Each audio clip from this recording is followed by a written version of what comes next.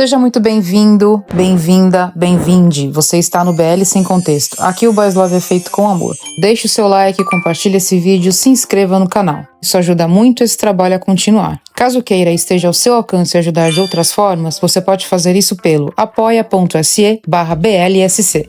Agora vamos para o nosso vídeo.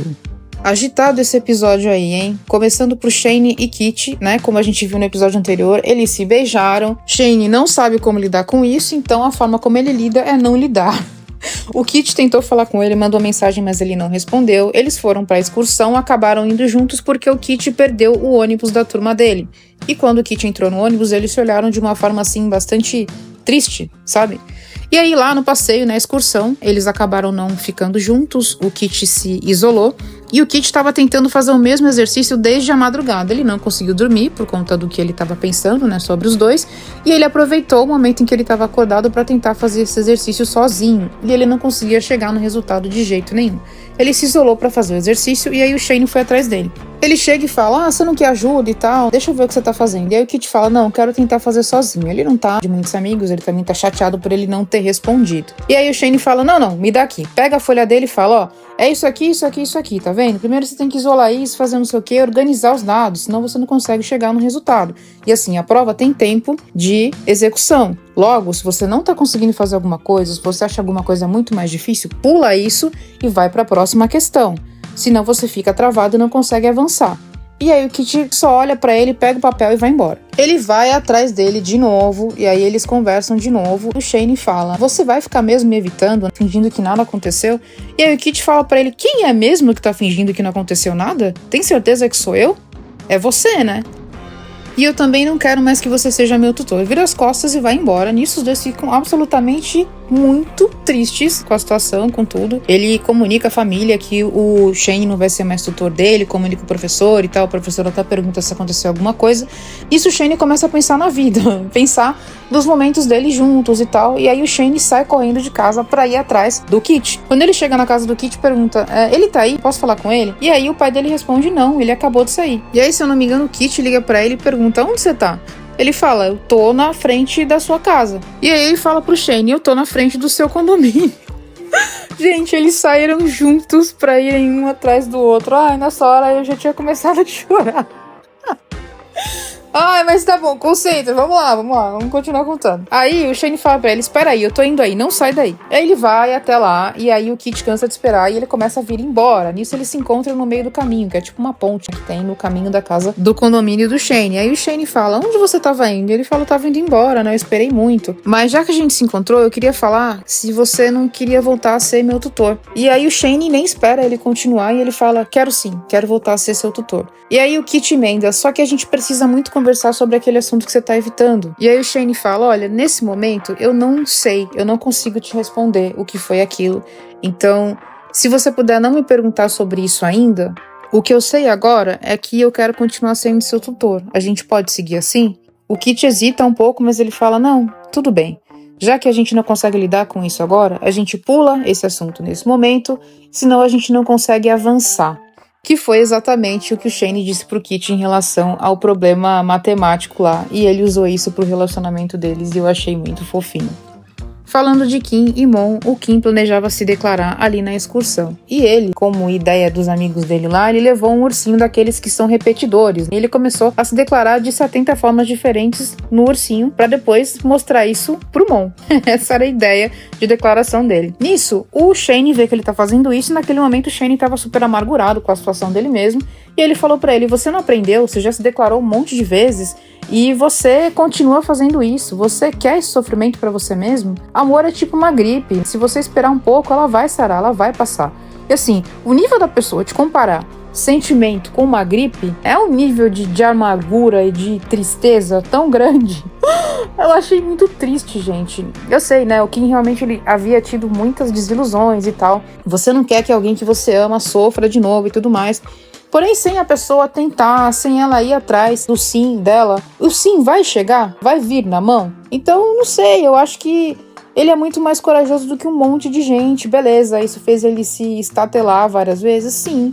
Mas sem tentar, como que a pessoa ia saber se ia dar certo ou não, esperando pela outra pessoa agir ou não? Então, você chegar pra uma pessoa assim, desse tipo, eu sei bem como é, eu me identifico, e falar essas coisas desse jeito, não precisava, cara. Eu fiquei bem chateada com o Shane. Eu sei que a intenção dele provavelmente não era machucar o Kim. Ele estava machucado e aí ele descontou no amigo dele. Ele foi muito rude do jeito que ele falou. Existem formas de você chegar e falar pra pessoa que ela pode estar equivocada, que ela pode estar se precipitando e tal, de repente esperar mais, de repente ir pelas beiradas e tal.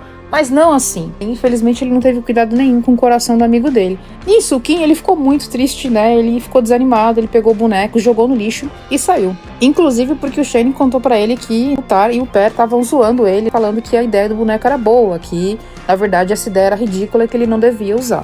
Nisso os meninos foram até o Kim pedindo desculpa, Tar e o Per. E aí nesse momento o Mon liga pra ele e aí ele atende e o Mon fala: não, vamos ali no observatório comigo, eu reservei uma vaga, só que você tem que vir rápido.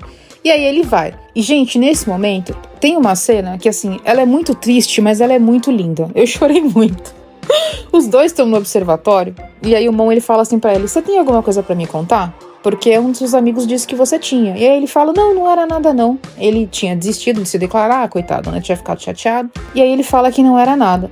Só que quando ele fala que não era nada, eles seguem observando o que eles estão assistindo. E aí, o Kim, ele vai pra pegar na mão do Mon. E ele olha pro Mon durante um bom tempo.